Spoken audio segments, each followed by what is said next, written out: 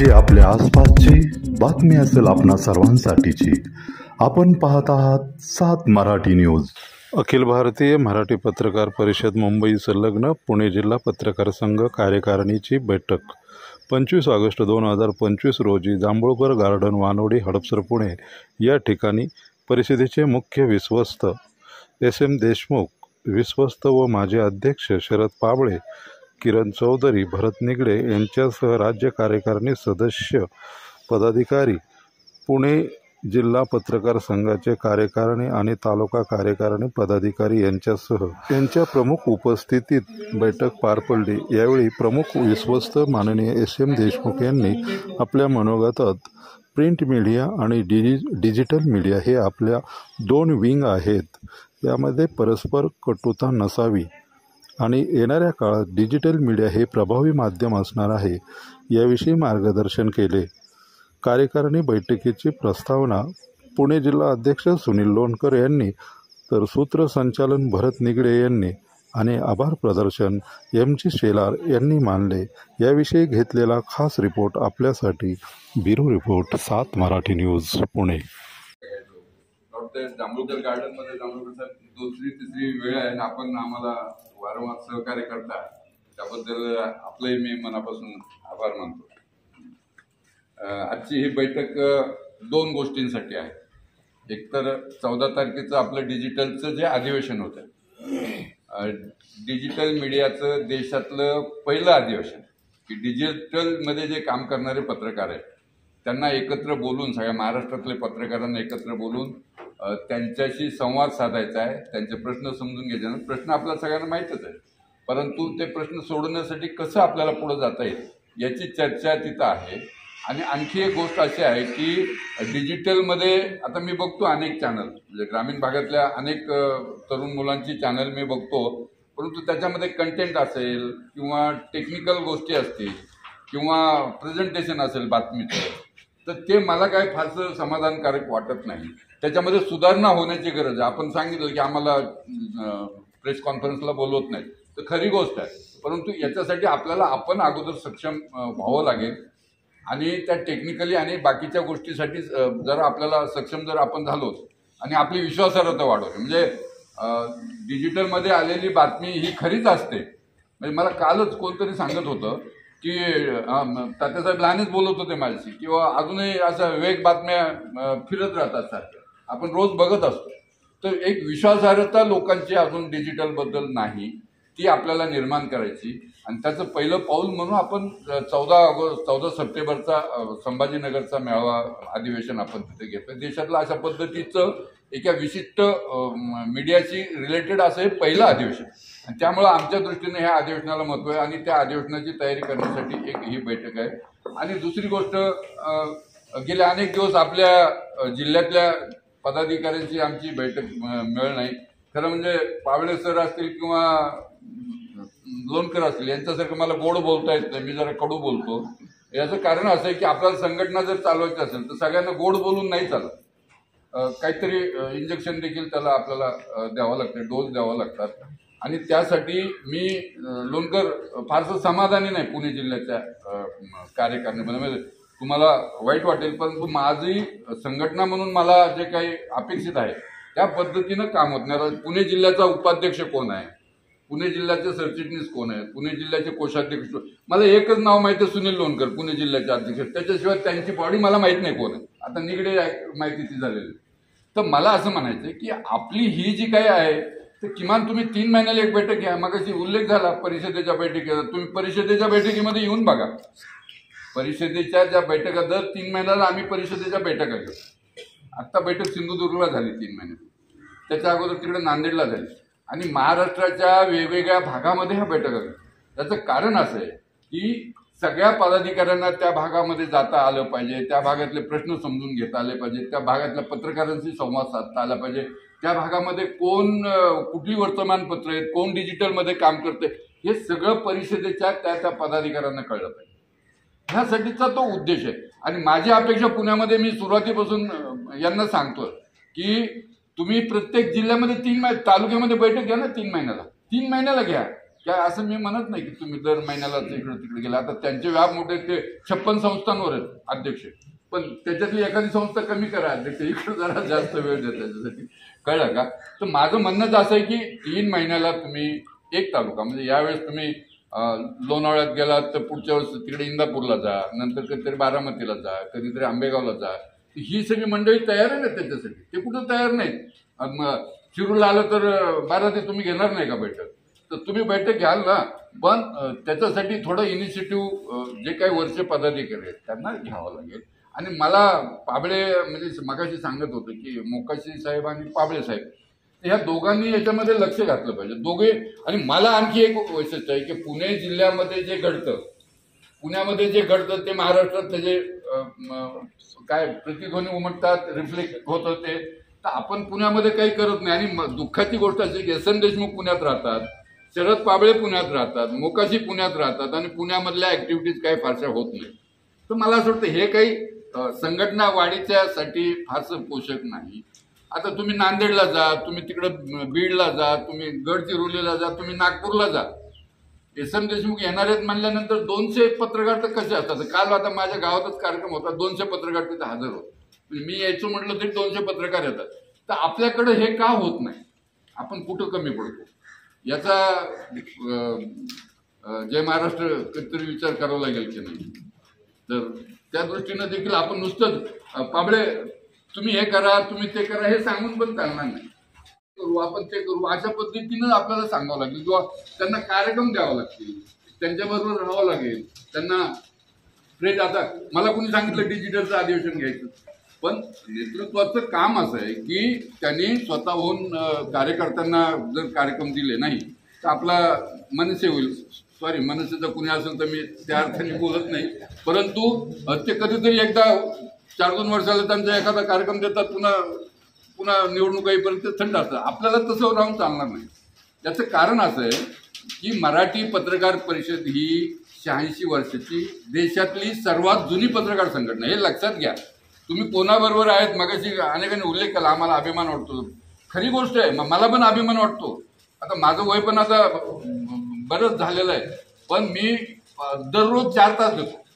याचं कारण असं आहे की मला असं मुळापासून मनापासून वाटतं की ही संघटना 100 गाठली पाहिजे, 100च्या पुढे गेले पाहिजे. आणि म्हणून आम्ही एक कार्यक्रम असा घेतलेला आहे की महाराष्ट्रामध्ये 25 तरुण पत्रकारांची टीम आपल्याला तयार करायची. जे पत्रकार आपण ज्यावेळेस परिषद, आता आणखी 14 वर्षांनी ज्यावेळेस परिषदेचा शतक महोत्सव साजरा होईल त्यावेळेस एक तरुण पत्रकारांची फळी महाराष्ट्रामध्ये ह्या परिषदेच्या बरोबर असली पाहिजे. आणि त्या दृष्टीनं आपल्याला ही सगळी मुवमेंट पुढे न्यायची. आणि म्हणून मी म्हणजे कुठलंही कारण न सांगता, आता पाबळे पण आमचे कधी कारण सांगत नाही. पाबळेला म्हटलं मला नांदेडला जायचं, ते लगेच आता नांदेडला तर ते रात्री 1 वाजता निघून पहाटे केव्हा तरी पोहोचले, अंगात ताप असा.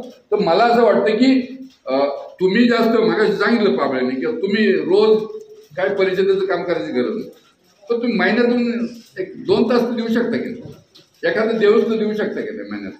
आणि आपण बरं हे काही लाभाचे पदं नाही आहेत की परिषदेचा तुम्ही पदाधिकारी झालात, परिषदेचा सदस्य झालात तर याच्यातून काही तुम्हाला लाभ मिळत नाही, मला मिळत नाही, पाबळ्यांना मिळत नाही. आम्ही कमिट्यांवर आहोत, आमचं कौतुक होतं महाराष्ट्रामध्ये, इथपर्यंत ठीक आहे. हे तुमचं पण होईल, तुम्ही काम केलं तर तुमचं पण होईल. परंतु ही काही लाभाची संघटना नाही किंवा एखादा राजकीय पक्ष नाही ज्याच्यामुळं आपल्याला काहीतरी लाभाची पदं मिळतील. तर आपल्याला आपलं संरक्षण करण्यासाठी, आपल्याला अडचणीतून सुटका करून घेण्यासाठीच हे सगळं उपद्व्याप आहे. त्याचं कारण असं आहे की बघा, आपण ज्यावेळेस अडचणीत येतो त्यावेळेस तुमच्याबरोबर तुमच्या ज्या वर्तमानपत्राचं काम करता त्याचे मालक तुमच्याबरोबर नसतात. म्हणजे एखाद्या पत्रावर हल्ला झाला की दुसरी ते उलट चौकट टाकतात की यांना आम्ही उद्यापासून काढून टाकलं संस्था, अशी वेळ येते. त्याच्यानंतर एखादा पत्रकार आजारी पडला तर तुमच्या संस्थेचा मालक कधी म्हणत नाही की या आणि हे मदत घ्या आणि तुम्ही उपचार करा. आपल्यालाच आपलं स्ट्रगल करावं लागतं, कोणी याच्यामध्ये येत नाही. किंवा कुठलीही अडचण असेल म्हणजे मालक आपल्याबरोबर नाही तर सरकारही आपल्यासाठी काही करत नाही. वारंवार आपण ओरडत राहतो, सरकारशी भांडत राहतो, सरकारबरोबर संघर्ष करतो, परंतु आपल्या ज्या काही मूळ मागण्या असतात त्या काही पूर्ण होताना दिसत नाही. तर अशा परिस्थितीमध्ये संघटनेशिवाय आजकाल पर्याय नाही. म्हणजे सगळ्यांनी संघटना झाल्या, जातीय न्याय संघटना आहेत, वेगवेगळ्या व्यावसायिकांच्या संघटना आहेत, सगळ्या प्रकारच्या संघटना आहेत. तर आपण थोडे पांढरपेशी लोक आहोत. आपल्याला संघटना म्हणजे अनेक जे व्हाईट कॉलर मोठ्या दैनिकांमध्ये वगैरे काम करणारे पत्रकार असतात त्यांना रस्त्यावर उतरून आंदोलन करायची वगैरे लाज वाटते. मध्ये जनसुरक्षेच्या संदर्भामध्ये आपण आंदोलन केलं तर पुण्यामध्ये ज्यांनी आंदोलन केलं ते 15 लोक पण नव्हते. तर तुम्हाला अशी लाज वाटून पण चालणार नाही की आपल्या पाठीशी कोणी नाही. तर अशा परिस्थितीमध्ये आपल्यासाठी आपणच ही भूमिका घेऊन या संघटनेचं काम करावं लागेल. आणि त्यासाठी एक दिवस आपण द्यायला हरकत नाही महिन्यात. आणि कधी कोणावर वेळ येईल हे काही आपण सांगू शकत नाही. म्हणजे अनेकदा आम्ही सांगतो की महाराष्ट्रामध्ये गेल्या 5 वर्षामध्ये, गेल्या 4 वर्षामध्ये मराठी पत्रकार परिषदेच्या माध्यमातून अनेक पत्रकारांना आपण आर्थिक मदत केलेली आहे. ती कितीची केली आहे तुम्हाला खरं नाही वाटणार. आकडा तुम्ही म्हणाल काही सांगतो, पण ज्याला काय सत्य वाटणार नाही त्यांनी माझ्यामुळे यादी घ्यायची. 80 लाख रुपयाची मदत आपण केलेली महाराष्ट्रात. ही मदत काय देशमुख पाबळे मोकाशींच्या खिशातून, मोकाशी मोठे व्यावसायिक असले तरी त्यांना आम्ही काही पैसे मागत नाही किंवा तुम्ही हे करा, पण आमच्या खिशातून आम्ही नाही देत. तुम्ही माझ्या खिशातून नाही, मला काही बोक आला नाही, माझ्याकडे पण भरपूर आहे, पण आम्ही खिशातून काही त्याला खर्च करत नाही. तर आम्ही काय करतो, समजा नांदेडमध्ये एखादा पत्रकार आजारी असला तर मी त्या नांदेडच्या तिथले जे काही आपले पदाधिकारी आहेत त्यांना फोन करतो, सांगतो की हा पत्रकार आजारी आहे, त्याला तुम्ही मदत द्या. आणि आम्ही परिषदेच्या वतीनं कोणी मला फोन केला माझी अडचण आहे, म्हणजे कुणी करू नका तसा मला फोन, पण कुणी फोन केला तरी त्याला 11,000 रुपये त्याच्या खात्यावर मी जमा करून टाकतो. नाही चर्चा न करता त्याची बातमी पण टाकत नाही आम्ही, त्याचं कोणाला कळू पण देत नाही. 11,000 रुपयाची मदत करतो. याचा उद्देश असा, 11,000 म्हणजे फार छोटी रक्कम आहे, परंतु मी 11,000 रुपये टाकतो व्यक्तिगत, माझे त्याला 1,000 रुपये माझे व्यक्तिगत असतात त्याच्याबरोबर. हे असे 12,000 रुपये त्याच्या खात्यावर पडल्यानंतर ही ज्यावेळेस बातमी लोकांना कळते, व्हॉट्सअपवर वगैरे टाकली जाते ती बातमी, ती कळल्यानंतर मग पाबळे मदत करतात, निगडे मदत करतात, मोकाशी मदत करतात, आणखी अनेक जण मदत करतात. आता नांदेडमध्ये एका पत्रकाराला त्याला ऍक्सिडेंट झाला, तो आजारी पडला. 1 दिवसाच्या आत त्याला 80,000 रुपये त्याला तिथल्या सगळ्या पत्रकारांनी, मी पण 10,000 रुपये दिले, तिथल्या पत्रकारांनी म्हणून 80,000 रुपये दिले. उद्देश संघटना कशासाठी आहे, तर हे सगळं करायसाठी संघटना आहे.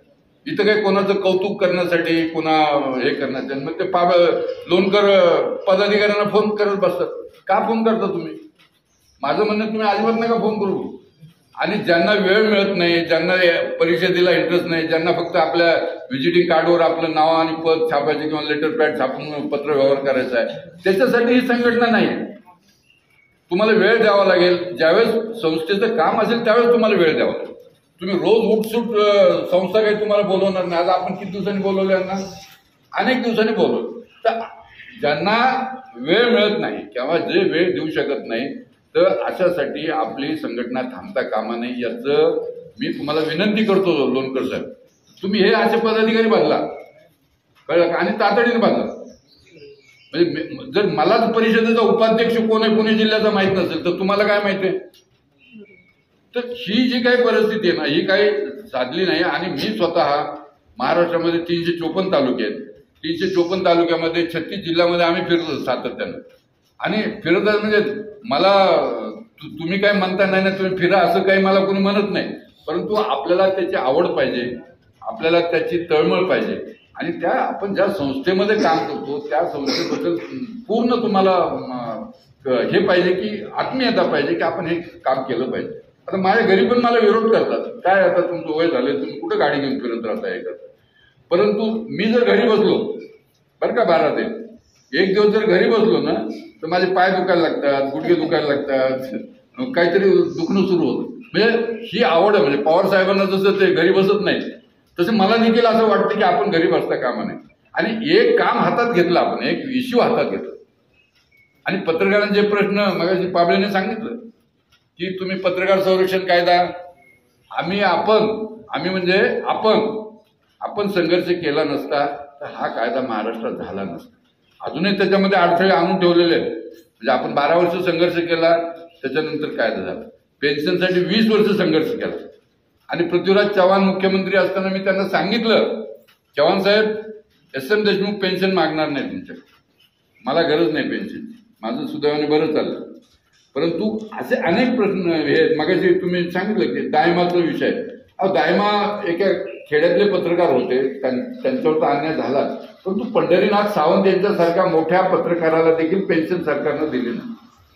ते नियम असे आहेत, इतके नियम किचकट करून ठेवलेले आहेत की पेन्शनच मिळत नाही. आधी स्वीकृती समिती आम्ही आहोत. गोपीदादा 80 वर्षाचा पत्रकार आहे, त्याला गोपीदादाला पेन्शन मिळत नाही. आणि तुमच्या माहितीसाठी सांगतो इकडे, उद्या मी जरी अर्ज केला, मला पण काहीतरी कारण सांगून माझं पेन्शन नका. म्हणजे एक नकारात्मक सगळी व्यवस्था आहे आणि ह्या व्यवस्थेच्या विरोधामध्ये आपण लढतो आहोत आणि त्यांच्याकडे भांडून आपल्याला हे सगळं मिळवायचं. म्हणजे आता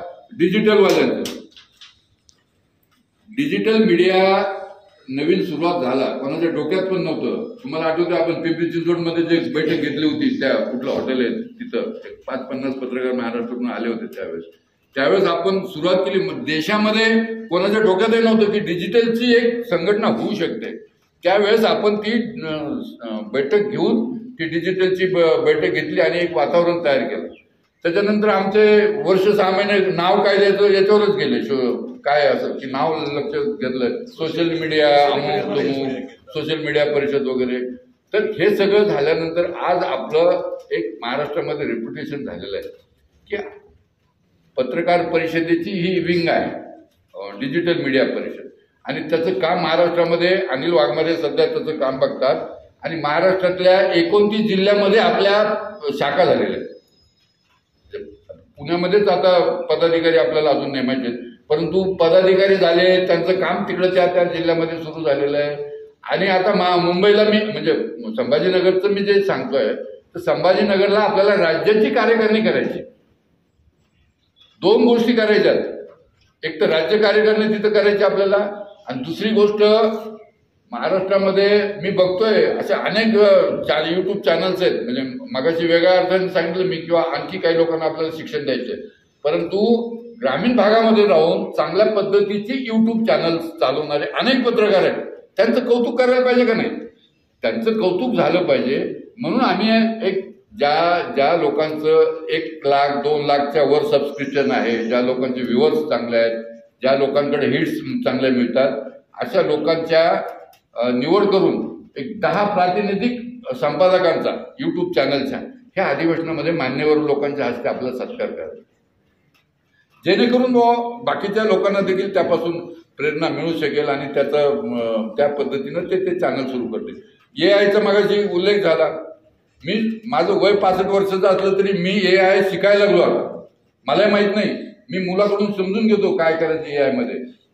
तर ही काळाची गरज आहे. म्हणजे एखादी बातमी मी केल्यानंतर मी टाकून बघितली AI वर की मला ही बातमी करून द्या, तर तो एकदा बातमी करून देतो. तो म्हणतो आणखी शॉर्ट करायची का विचारतो, तर मग आपण म्हणतो हो जरा शॉर्ट करून दे, मग तो तुम्हाला ती शॉर्ट करून देतो बातमी. मग आणखी वेगळ्या भाषेत देऊ का, जरा कडक भाषेत देऊ का, तर ते मग कडक भाषेत पण तयार करून देतो तो.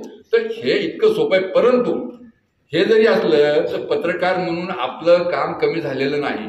त्याला कंटेंट द्यावं लागतील ना आपल्याला, की हे माझी बातमी आहे, ही बातमी मला चांगली करून देतो, चांगली करून देईल. परंतु ती बातमी तर रफ कामाने तुम्हाला टाकावं लागेल ना ती बातमी. म्हणजे तुमचं काम AI मुळे मला नाही वाटत की AI मुळे काय बेकारीवर अँकर AI वर अँकरिंग करायला लागले, सगळ्या गोष्टी AI वर व्हायला लागल्या.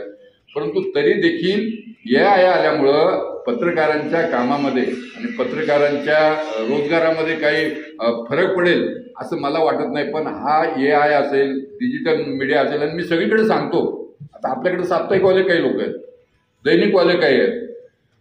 तर तुम्ही नुसतं साप्ताहिक आणि दैनिकवर अवलंबून राहिलात तर तुम्ही संपला पुढच्या काळामध्ये, हे गृहीत धरा. तुम्हाला काळाबरोबर चालावं लागेल. म्हणजे मराठी पत्रकार परिषद काळाबरोबर चालती का नाही? मराठी पत्रकार परिषदेने डिजिटलमध्ये आपण पदार्पण केलेलं आहे. कुठल्याही संघटनेला अजून हे माहीत नाही. आता काय उठतात काही लोक, आमची संघटना लेटर पॅड छापतात, काही लोकांनी मगाशी नाव चुकलं संघटनेचं, मी बोललो पण त्यांना इथं पण चुकीचं, इथं बरोबर लिहिलं. तर ते याच्यासाठी सांगतो की मराठी पत्रकार परिषद हे नाव घेऊन महाराष्ट्रामध्ये 25 संघटना निर्माण झाल्या. जसं काँग्रेस, हे काँग्रेस की 25 काँग्रेस वेगवेगळ्या. परिषद हा ब्रँड आहे जर्नलिझम मधला. मराठी पत्रकार परिषद हा ब्रँड आहे आणि ह्या ब्रँडचा आपल्याला कसा फायदा घेता येईल अशा पद्धतीची नावं काही लोकांनी आंतरराष्ट्रीय मराठी पत्रकार परिषद, काही लोकांनी जागतिक मराठी पत्रकार परिषद, राष्ट्रीय पत्रकार परिषद, हवेलीमध्ये पण काहीतरी असं आंतरराष्ट्रीय पत्रकार परिषद आहे, तिकडं पिंपरी चिंचवडमध्ये पण आहे. तर मुद्दा असा आहे की हे सगळं आहे. तर आपल्याला ही सगळं जे काही व्हॅल्यू आहे परिषद नावाची, त्याला आपल्याला पुढं न्यायचं आहे. आणि आपण वेगवेगळे उपक्रम राबवत होतो. पत्रकार हल्ला विरोधी कृती समिती आपण केलेली आहे की काही लोकांना त्या विषयामध्ये काम करण्याची जबाबदारी दिली पाहिजे. सगळी कामं एस.एन. देशमुख, पाबळे, मोकाशी, लोणकर करतील अशी अपेक्षा ठेवू नका. तर त्यापेक्षा आता महिला आघाडी आपण केलेली आहे. तर हे सगळं यासाठी करतो की या परिषदेचा मोठा पसार आहे. महाराष्ट्रामध्ये 12-13 हजार लोक आपले सदस्य आहेत. आणि महाराष्ट्रामध्ये एकही तालुका असा नाही, एकही तालुका पुढे सांगतो, 354 तालुक्यामध्ये कुठे जा तुम्ही, तिकडे अकोटला जा, कळंबेश्वरला जा, कुठं साक्रीला जा, किंवा इकडं कोकणामध्ये तुम्ही सिंधुदुर्गला जा, नाही तर कणकवलीत जा, तुम्हाला मराठी पत्रकार परिषदेचं अस्तित्व दिसेल. आणि म्हणूनच पाबळे, तुम्हाला आठवत असेल, संजय राऊत आपल्या याच्या कार्यक्रमात काय बोलले होते, कर्जतच्या कार्यक्रमामध्ये बोलले होते की शिवसेनेपेक्षा देशमुख तुमचं नेटवर्क जास्त जोरात आहे. तर हे केवळ तुमच्यामुळं, आणि आपण काय निमित्त मात्र आहोत पाबळे, परंतु आपले जे काही पूर्वज होते, म्हणजे आचार्य यात्रेपासून ते वसंत कालेंपर्यंत ह्या लोकांनी ह्या संस्थेसाठी योगदान दिलेलं आहे. ही संस्था पुढे जाण्यासाठी संघर्ष केलेला आहे. आणि अनेकांनी ही संस्था, या संस्थेला कुलूप लागलं पाहिजे, संस्था बंद पडली पाहिजे, यासाठी उपद्व्याप केले. परंतु ह्या सगळ्या याच्यावर मात करून आपण आज या स्टेजला आहे. महाराष्ट्रामध्ये मराठी पत्रकार परिषदेशिवाय दुसरी कुठलीही पत्रकार संस्था अस्तित्वात नाहीच आहे. त्याच्यामुळं मला कुणी जर म्हटलं, लोणकर म्हणले नाही तो XYZ माणूस चालला दुसऱ्या संघटनेत, तर मी म्हणतो जाऊ दे, त्याला जाऊ दे, आपण नाही रोखायचं कोणाला. तो 4 महिने अजून परत लोणकर मला परत यायचं तुमच्याकडे असंच म्हणणार आहे. कळलं का? मोकाश साहेब तुमच्याकडे पण येतात वापस, बोलतात आपल्याला आम्हाला यायचंय. कळलं का? तर हे काही देशमुख पाबळेचं वलय नाही, हे संस्थेची गुढी. आणि संस्था काय करते हे जसं पत्रकारांना माहिती आहे, राजकारण्यांना माहिती आहे. आणि सडेतोडपणे कोणाची मुलाइजा न करता आपण भूमिका घेऊन कुठल्याही पत्रकार, एक खराच नावाचा पत्रकार, आपल्याकडे आणखी काय दुर्दैवाने काय होतं, एखाद्या पत्रकारावर गुन्हा दाखल झाला, मागाशी उल्लेख केला कोणतरी, खोटे गुन्हे दाखल होतात, खरी गोष्ट आहे. म्हणजे आत्ता तुम्ही या 4 दिवसामध्ये वाचलं असेल, म्हणजे ते मोठ्या लेवलचे पत्रकार आहेत, म्हणजे ते सिद्धार्थ वरदराजन असेल, करण थापर असेल, किंवा अभिषार शर्मा असतील, ही मोठी सगळी संपादक आणि पत्रकार मंडळी, त्यांच्यावर सरकारनं देशद्रोहाचे गुन्हे दाखल केले. काय केलं त्यांनी गुन्हा? त्यांचा गुन्हा एकच आहे की ते व्यवस्थेला प्रश्न विचारतात. आणि आजची व्यवस्था अशी आहे की त्यांना प्रश्न विचारलेला आवडत नाही. म्हणजे एस.एन. देशमुख ज्यावेळेस एखादी पोस्ट टाकतात फेसबुकवर आणि सोशल मीडियावर, तेव्हा मला ट्रोल करणारे, अत्यंत घाणेरड्या पद्धतीने शिव्या देणारे ट्रोलर माझ्या मागे लागलेले आहेत. हे 15-20 लोक आहेत, ते रोज मला ट्रोल करतात आणि रोज मला गलिच्छ भाषेमध्ये शिव्या देतात. मला काय फरक नाही पडत. तर तुमचं मानसिक खच्चीकरण करायचं, तुमचं नीतिधैर्य खच्चीकरण होईल यासाठी प्रयत्न करायचे, आणि अशा पद्धतीची भाषा फेसबुकवर वापरायची. त्यामुळं ह्या सगळ्या याच्यामध्ये हे असं होत राहणार आहे. पत्रकारांवर हल्ले वाढलेले आहेत, खोटे गुन्हे, आम्ही ते खराचं उदाहरण सांगतो, खराच आहे. तर त्या खरातवर गुन्हा दाखल झाल्यानंतर लोणकर साहेब सगळ्या पत्रकार संघटनांनी बाकीचे हात वर केले. एक माणूस त्याच्याबरोबर उभा राहायला कोणी तयार नाही. आणि तो मंत्र्यांच्या विरोधात लढत होत आहे की मंत्र्यांनी त्याच्या विरोधात एकाच दिवशी 1 तासाच्या आत, तुषार खडा 1 तासाच्या आत त्याच्यावर 3 गुन्हे दाखल झाले, विनयभंग, अॅट्रॉसिटी आणि खंडणी. म्हणजे एक पत्रकार एका तासात एवढे 3 गुन्हे करू शकतो का? पण त्याच्यावर 3 गुन्हे दाखल झाले, 3 महिने जेलमध्ये राहिला तो. आता बाहेर आला, सारखं मला फोन करून तो हे करतो, सर तुम्ही फक्त माझ्या वाईट प्रसंगात, पण त्याची माझी ओळख नाही, तो कुठला आहे काय. आपल्याकडे असं होतं की एखाद्या पत्रकारावर गुन्हा झाला की आपण त्याला दोष द्यायला लागतो, अरे याच्याकडेच काहीतरी चूक असेल, त्याच्याकडे चूक असेल, आणि तुम्ही समजून घ्या अगोदर. बरं, माझं म्हणणं असू द्या चूक, कळलं का? त्याला त्याची चूक सुधारायची आपण संधी देऊ ना, सुधरेल तो. परंतु आपल्याच माणसाला दोष द्यायचा आणि समोरचा जो काही त्याच्यावर अन्याय करणारा माणूस, एका दिवसात 3 गुन्हे दाखल करणारा मंत्री आहे, त्याची पाठराखण आपण करायची. तर हे मराठी पत्रकार परिषदेचं कधीच धोरण नाही. आपण पत्रकार आहे ना, त्याचे गुणदोष नंतर शोधत बसू, परंतु त्याच्यावर जर वेळ आली असेल तर त्याच्या पाठीशी खंबीरपणे संघटनेची ताकद उभी करणं, यासाठी आपली संघटना. आणि हे काम म्हणजे तुमच्या माहितीसाठी सांगतो की लोकांना माहित आहे, काही लोक आपल्याबरोबर नाही आहेत, परंतु त्यांना माहित आहे की SM देशमुखला सांगितल्याशिवाय हा इश्यू पुढे जात नाही किंवा प्रश्न मिटत नाही. एका संपादकांना, चॅनलच्या एका मोठ्या संपादकांना, चॅनलचं न्यूज बुलेटिन वाचत असताना त्याला मेल आला आणि त्यांनी सांगितलं की न्यूज बुलेटिन झालं की तुमची नोकरी गेली आणि तुम्ही आता इथून लगेच बाहेर पडा. ते ग्रस्त, ते संपादक, मोठे संपादक, ते बाहेर आल्यानंतर त्यांनी पहिला फोन कोणाला केला असेल? त्यांनी पहिला फोन SM देशमुख यांना केला आणि सांगितलं की देशमुख असं असं झालेलं आहे, तुम्ही मला मदत केली. आपण त्याला सगळ्या प्रकारची मदत केली त्यावेळेस देखील. तुम्ही नसा आमच्या बरोबर, अनेक पत्रकारांवर हल्ले होतात, त्यावेळेस ते आपल्या संघटनेचे सदस्यही नसतात, कळलं का? परंतु मी कधी विचार करत नाही, एखादा पत्रकार आजारी पडला म्हणजे मला आमचे सगळे सहकारी पाबळे आणि बाकीचे सगळे लोक म्हणतात की सर आपल्याबरोबर असणाऱ्यांनाच आपण मदत करू. परंतु ही भावना आपण कधी ठेवलेली नाही. आता पण मी जे 80 लाख रुपयाचं तुम्हाला किस्सा सांगितला ना, तर तो असाच आहे की सगळे काही ते परिषदेचे सदस्य होते किंवा जिल्हा पत्रकार संघाचे सदस्य होते असं नाही.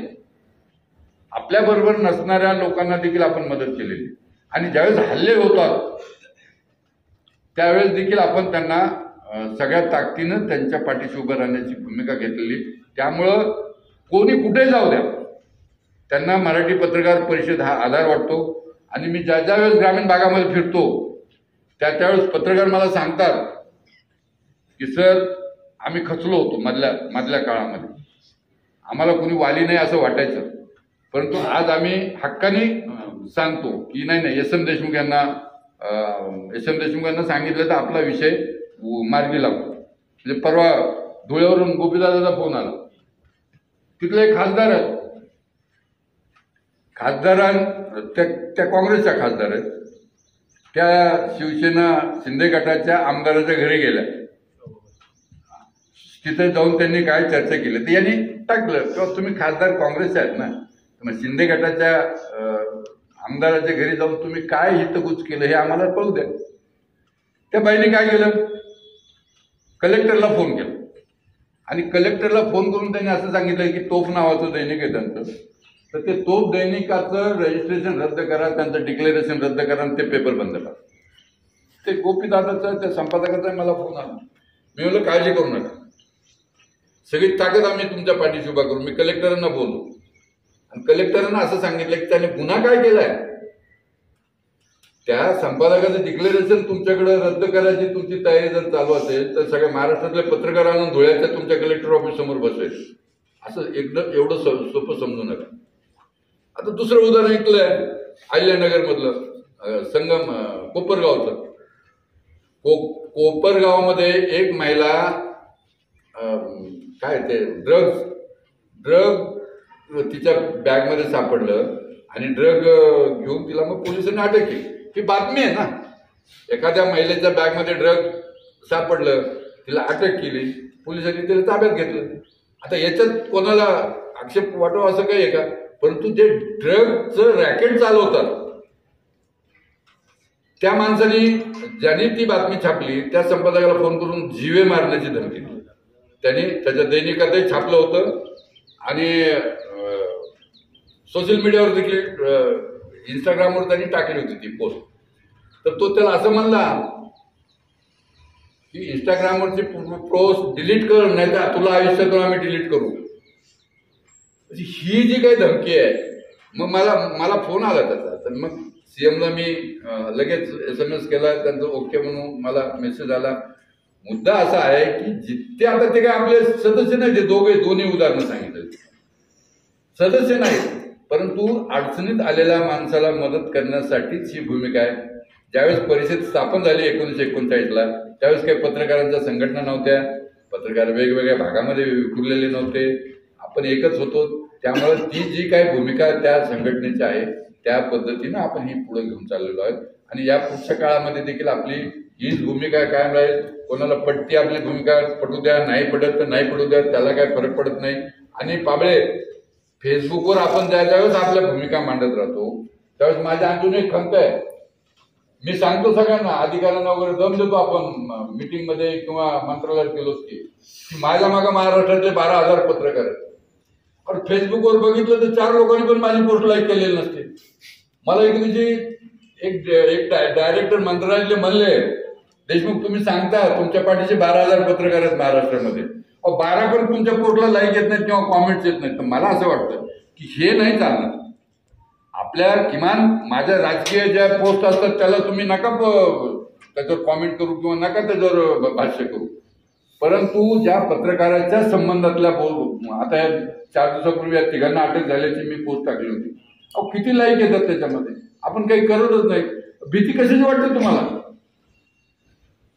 भीती का वाटते की एस.एम. देशमुखच्या पोस्टला लाईक केलं तर आपण अडचणीत येऊन? अरे अगोदर ते एस.एम. देशमुख येईल ना अडचणीत, तुम्ही नंतर आलात तर येऊ द्या ना त्याला आणि होऊ द्या ना थोडं. काय आता मी घाबरत नाही ना ह्या वयामध्ये देखील, तर तुम्ही लाईक करायला काय घाबरता? आणि आपलं असं मेसेज गेला पाहिजे लोकांपर्यंत की हे एकटे देशमुख नाही आहेत, हे सगळी फौज देशमुखच्या पाठीशी आहे आणि त्यानंतर देशमुखचा आवाज खणकतो सगळीकडे. तर त्या दृष्टीने देखील आपण प्रयत्न करावा. डिजिटलचा मगाशी उल्लेख झाला की खरं म्हणजे माझी एक खंत आहे, कुठे गेले ते, माझी खंत आहे की एक 6 महिने झाले आम्ही नुसती चर्चा करतो की आपलं एक युट्यूब चॅनल पाहिजे जेणेकरून आपल्या भूमिका असतील पापडे आणि आपलं नेटवर्क जे आहे तर आपल्या हे जे चॅनल होईल ना त्याला आपला इतका फायदा होईल त्याचा ह्या नेटवर्कचा की आपल्याला कोणाच्या मागे लागायची गरज नाही. उद्या अगदी गडचिरोलीमध्ये किंवा तिकडं नांदेडमध्ये धुळ्यामध्ये कुठं काही झालं तर दुसऱ्या मिनिटाला पहिल्यांदा आपल्याला त्याचे अपडेट मिळतील. पण आपण कमी याच्यासाठी पडतो आम्ही की त्याचे इन्फ्रास्ट्रक्चर उभं करावं लागेल, त्याला जागा शोधावं लागेल, त्याच्या सगळ्या गोष्टी आहेत आणि मुळात मध्ये त्याला वेळ देणारं कोण आहे? वेळ देणारं कोणी जर असेल तर निश्चितपणे आपण एखादा तरुण पत्रकार असेल जो म्हणत असेल वेळ देईल तर त्याला पगार द्यायची पण आमची तयारी आहे. तर असा तुमच्यापैकी एखादा वेळ देऊन ते चॅनल रन करू शकेल मराठी पत्रकार, आम्ही अगदी नाव तयार केलं होतं, त्याचा लोगो तयार केला, सगळं केलं, परंतु ते अजून रन होत नाही. त्याचं कारण असं आहे की थोडा सक्षम माणूस आपल्याला मिळत नाही, तेवढा वेळ देणारा माणूस मिळत नाही. आम्ही काही वेळ देऊ शकत नाही त्या सगळ्याला की डे टू डे याच्यामध्ये फार तर आम्ही त्याला एक पॉलिसी, जसं मोठ्या दैनिकाचे मालक पॉलिसी ठरवून देतात पेपरला, तशी आम्ही पॉलिसी ठरवून देऊ शकतो त्याला, परंतु एक संपादक आपल्याला पाहिजे, एक तिथं सब एडिटर वगैरे अशा पद्धतीचा माणूस पाहिजे. मुंबईमध्ये आपलं ऑफिस पण आहे, मुंबईमध्ये बसून तर करणार कोणी असेल तुमच्या माहितीतला तर निश्चितपणे मला सांगा, आपण त्याला रिसर्च पगार देऊन सगळं आपण करू. परंतु हे झालं पाहिजे.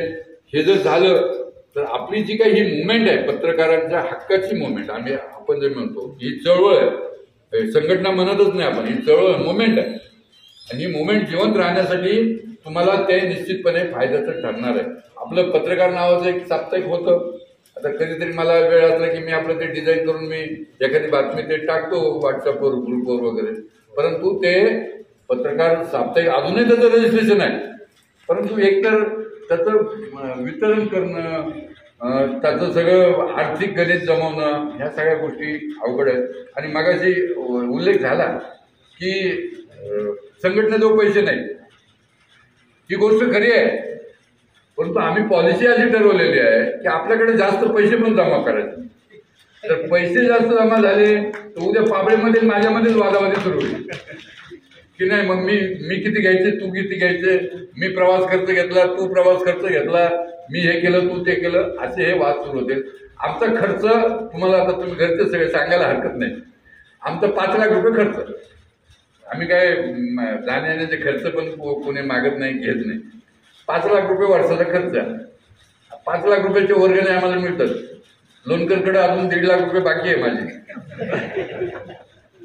तसं आम्ही फोन करत राहतो सारखं, लोणकर असेल, नांदेडवाले असतील, बीडवाले असतील, उस्मानाबादवाले असतील, सगळ्यांना फोन करून त्यांच्याकडून आम्ही 5 लाख रुपये वर्षाला जमा करतो आणि त्या याच्यामध्ये आपला सगळा कारभार चालतो. समजा आम्ही ठरवलं तर एखादा कोटी रुपये जमा करणं तर काही आम्हाला फारसं काही अवघड नाही. आणि सगळे मिळून जर कामाला लागलो तर आरामात तेवढे पैसे जमू शकतो. पण ते वादावादे होते आणि संघटना कुठं फुटतात, जिथं आर्थिक गणित पैसे आले संघटनेमध्ये किंवा संस्थेमध्ये पैसे आले की वाद सुरू होतात त्या पैशाच्या याच्यावर.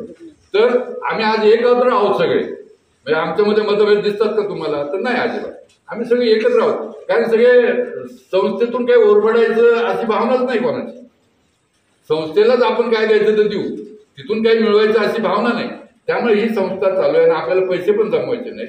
आपले 5-10 लाख रुपये वर्षाचा जो खर्च आहे तेवढे निघाले तर झालं. आणि ह्या पैशामध्ये समजा युट्यूब चॅनल आपण सुरू केलं, मग त्याच्यातून जाहिराती मागायला काही हरकत नाही कोणाला. जाहिराती आपण मागू शकतो, आम्ही पैशासाठी हात नाही पसरू शकत. पण एखाद्या पुढाऱ्याने आपल्याला जाहिरात दिली, एखाद्या व्यापाऱ्याने जाहिरात दिली तर काय जाहिराती घेतो.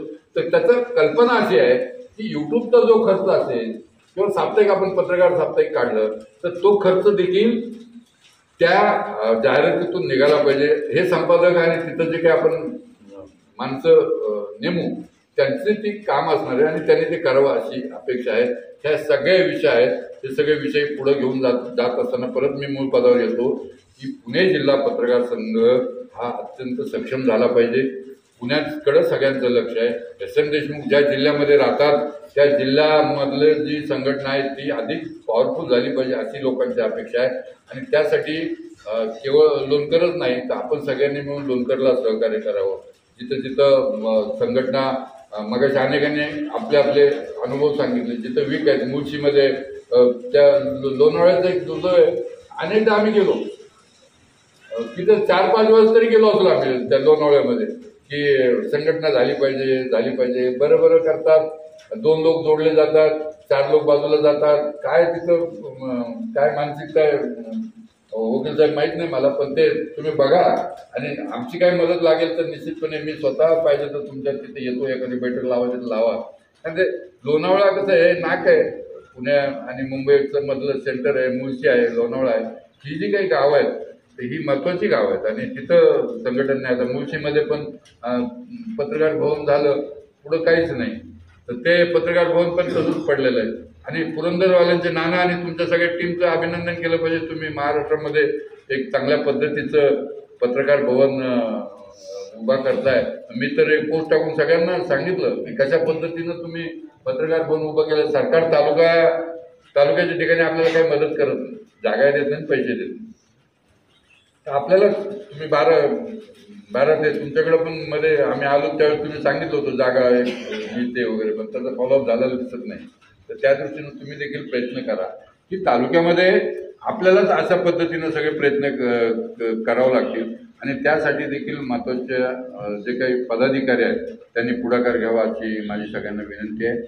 आणि ह्या विनंती म्हणजे मी नुसतं सांगतो असं नाही, माझं काय जे काही योगदान लागेल. आता त्यांनी मला त्या दिवशी बोलवलं, आनंदाने गेलो. म्हणजे त्यांना हे पण सांगितलं की मला काय माझ्या याच्यावर काही काम करण्यासारखं असेल तर मला सांगा. निश्चितपणे आपण सिंधुदुर्गमध्ये 5.5 कोटी सरकारकडून मंजूर घेऊन आपल्या योगदानातून ते स्मारक झालेलं आहे महाराष्ट्रामध्ये, सिंधुदुर्गचं बाळशास्त्री जांभेकरांचं.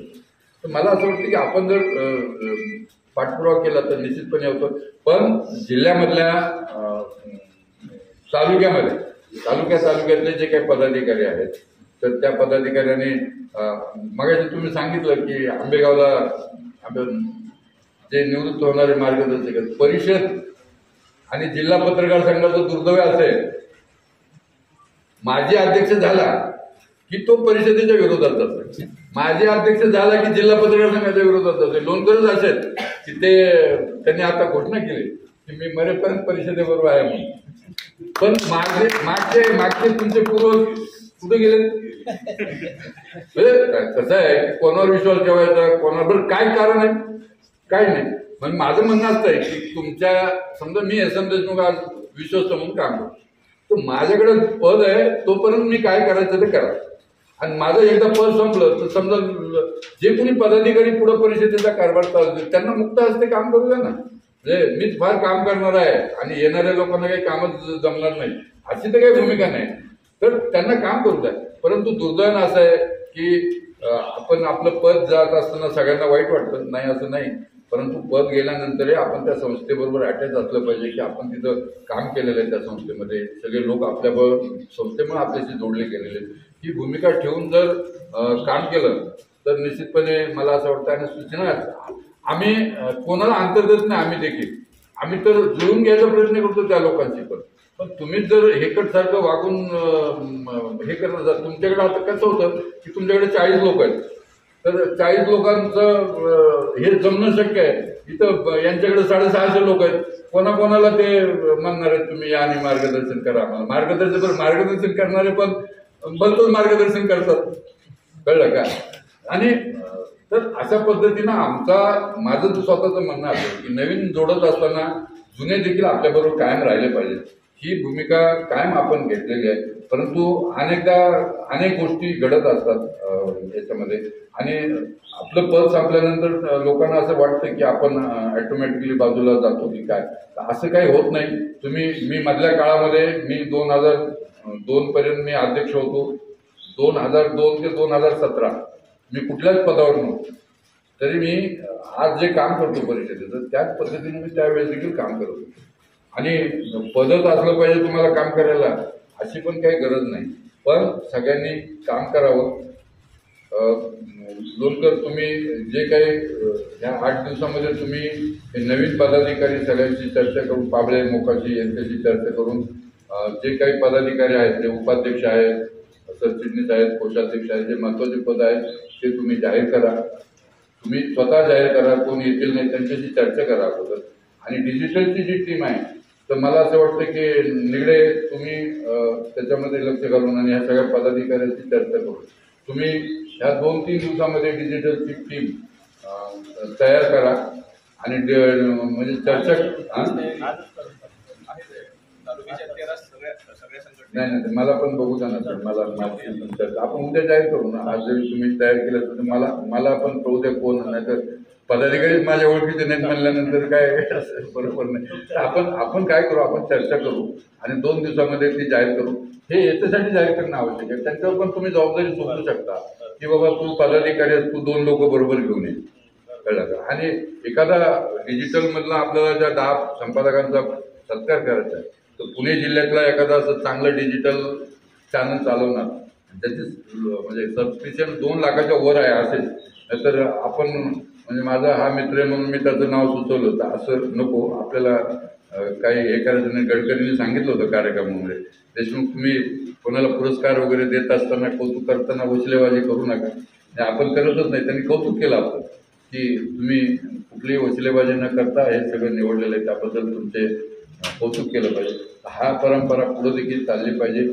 आणि पुढची बैठक देखील ह्या बैठकीमध्ये ठरवा. म्हणजे आपण जशी ठरवतो सिंधुदुर्गमध्ये आपण बैठक ठरवली की आता पुढची बैठक 14 सप्टेंबर औरंगाबाद, तसं तुम्ही देखील त्या पद्धतीनं तुमचं कामकाज चालवा की आता आजची बैठक झाली, आता पुढं आपल्याला कुठं बसायचंय.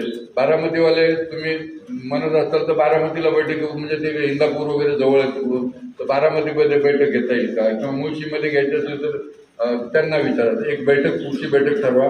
मी इकडं असलो तर मी देखील त्या बैठकीला येईल. आज आपण आला सगळे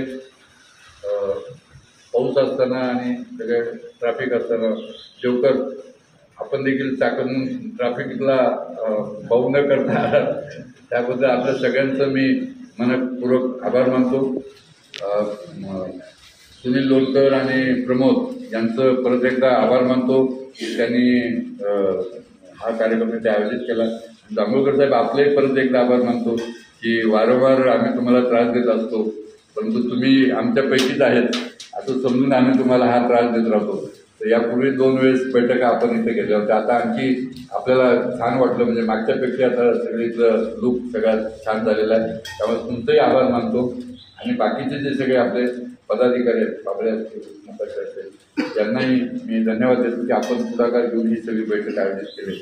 सगळ्यांचे आभार मानतो आणि थांबतो. जय हिंद, जय महाराष्ट्र.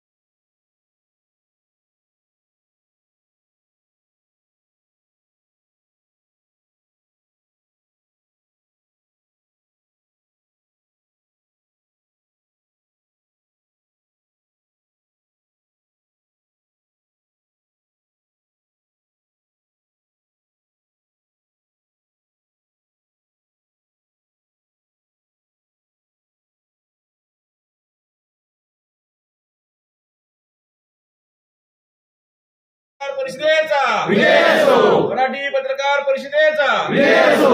एस.एम. देशमुख आगे बढ़ो, हम तुम्हारे साथ हैं, एस.एम. देशमुख आगे बढ़ो, हम तुम्हारे साथ हैं। शरद पापड़े सर तुम आगे बढ़ो, हम तुम्हारे साथ हैं।